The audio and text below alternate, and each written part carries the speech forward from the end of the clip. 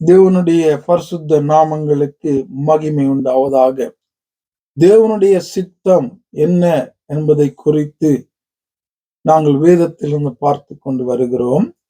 2 பேதுரு 3:9 தாமதிக்கிறார் என்று சிலர் எண்ணுகிறபடி கர்த்தர் தமது வாக்குத்தத்தத்தை குறித்து தாமதமாயிராமல் ஒருவரும் கெட்டு போகாமல் எல்லாரும் மனம் திரும்ப வேண்டும் என்று விரும்பி நம்மேல் நீடிய பொறுமையுள்ளவராய் இருக்கிறார்.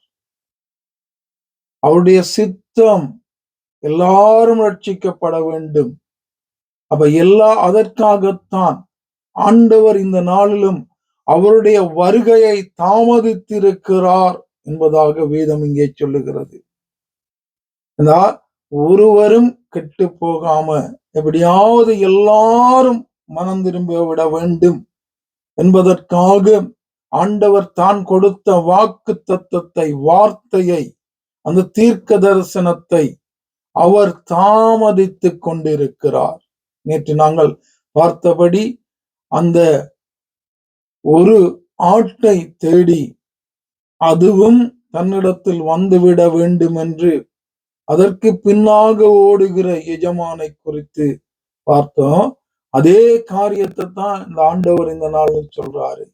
எல்லாரும் மனம் திரும்ப வேண்டும், ரட்சிக்கப்பட வேண்டும் என்று அந்த தேவ சித்தம் நிறைவேறுவதற்காக அவர் தன்னுடைய வருகையை கூட அவர் தாமதிக்கிற தெய்வமாயிருக்கிறார். தன்னுடைய சொன்ன வார்த்தையை கூட அவர் நிறைவேற்றுவதற்கு தாமதமாயிருக்கிறார்.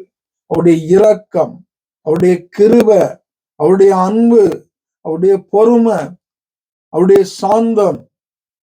இதனாலும் தேவனுடைய பிள்ளைகள் என்று சொல்லுகிற நாங்க அந்த தேவ சித்தம் நிறைவேறத்தக்கதாக எல்லா மனுஷரும் ரட்சிக்கப்பட வேண்டும் என்று நாங்க எப்படி வாழ்ந்து கொண்டிருக்கிறோம் பாருங்க. என்னை சேர்த்துத்தான் நான் கதைக்கிறது உண்டு.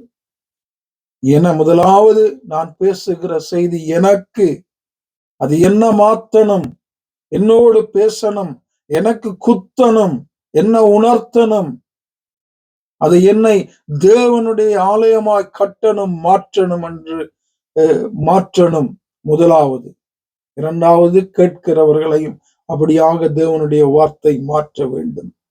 ஆகவே நானும் நீங்களும் அந்த தேவ சித்தம் ஒருவரும் கெட்டு போகாமல் எல்லாரும் மனம் திரும்ப வேண்டும் என்று ஆண்டவர் பிரியப்படுகிறாரே, ஆண்டவர் ஏங்குகிறாரே, ஆசைப்படுகிறாரே.